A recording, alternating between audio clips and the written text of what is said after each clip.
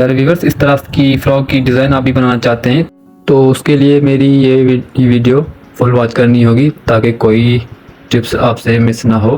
تو یہ دیکھ سکتے ہو لٹکن بھی کچھ اس طریقے سے ہم نے لگائے ہوئے ہیں۔ تو اس کے لیے ہم نے اس کی کٹنگ اور اسٹیچنگ دونوں ہی شیئر کیے ہیں، آپ کوئی پارٹ مس نہ کریں، فل کمپلیٹلی یہ ویڈیو دیکھیں تاکہ آپ صحیح طریقے سے سمجھ سکیں۔ تو اس کا گلا جو ہے وہ ہم نے کچھ اس طریقے سے بنایا ہے گول وی شیپ میں، اور یہ لٹکن بھی 3 ڈوریوں کے ساتھ لگایا ہوا ہے، اور اس میں پرل والے موتی بھی لگائے ہیں، اور کلیوں میں جو سینٹرل لیس لگی ہوئی ہے وہ ہم نے جی پے والی لیس استعمال کی ہے۔ آپ جو بھی چاہو وہ استعمال کر سکتے ہو۔ تو آپ دیکھ سکتے ہیں یہ والی ڈیزائن اور جو میں نے ڈیزائن بنائی ہے دونوں میں ایک فرق نہیں ہے، مگر یہ لٹکن جو میں نے بنایا ہے وہ اس سے بھی زیادہ خوبصورت دکھ رہے ہیں، یہ آپ کو دیکھ سکتا ہے۔ کٹنگ اور اسٹیچنگ آپ کے ساتھ شیئر کرتا ہوں۔ تو ہم نے یہ 3 میٹر کا کپڑا تھا اپنی لینتھ کے مطابق رکھا ہوا ہے، اور ہم نے اس کو 4 پارٹ میں ڈیوائڈ کر کے رکھا ہوا ہے۔ تو بیسیکلی ہم نے یہاں سے شولڈر ناپ لینے ہیں۔ میرے یہ شولڈر جو ہے ناپے ہیں اس سے 1 انچ میں یہاں سے لوز رکھ رہا ہوں، کیونکہ یہ جو ہماری کلیاں آئے گی آدھا انچ اس میں چلا جائے گا۔ 1 انچ کی میں لوزنگ دے رہا ہوں۔ جو آرم ہول کی کٹنگ ہے وہ اپنی ناپ کے مطابق ہی کریں گے، آپ اپنی ناپ کے مطابق کریں۔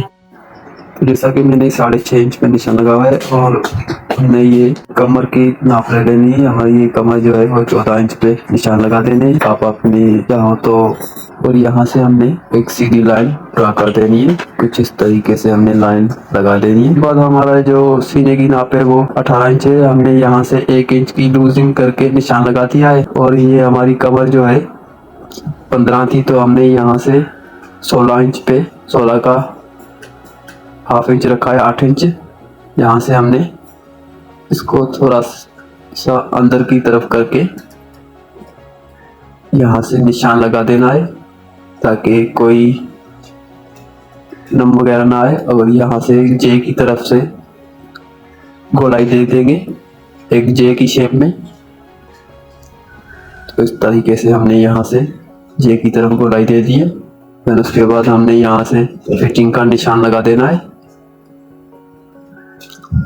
تو یہ ہماری پیٹی کی نشان لگے ہیں۔ اب ہم نے یہاں سے کلیوں ناپ لینی ہے، یہ کلیاں ہماری سینٹر والی کلیاں ہیں، یہاں سے ہم نے 8 انچ کا نشان لگا دینا ہے۔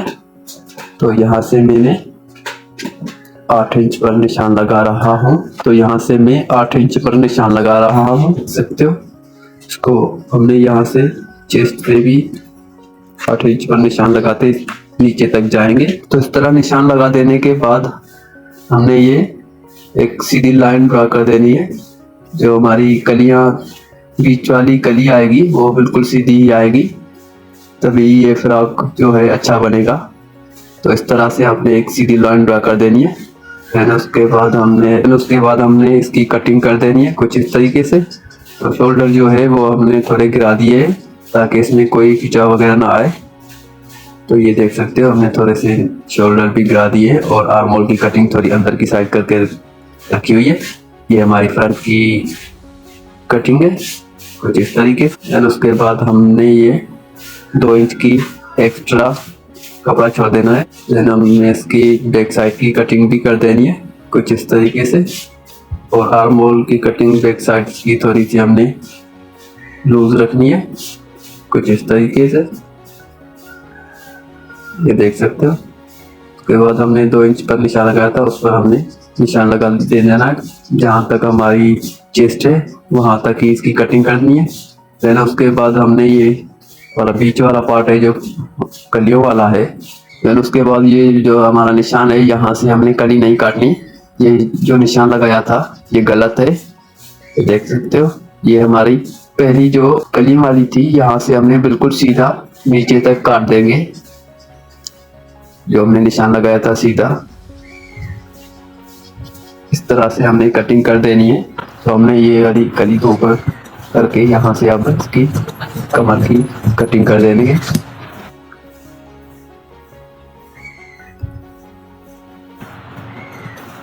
یہاں سے ہم نے 2 انچ کی لوزنگ رکھتے ہوئے اس کے بعد اس کی بھی کٹنگ کر دیں گے۔ ہم نے یہ کچھ اس طرح سے اس کی کٹنگ کی ہوئی ہے۔ تو یہ ہم نے اس فراک کی کٹنگ کمپلیٹ کر لی ہے، اب اس کو اسٹیچنگ کرنے کا طریقہ بھی بتاؤں گا۔ تو اس طرح سے ہم نے یہاں سے پن ٹیکس لگا دینی ہے. اب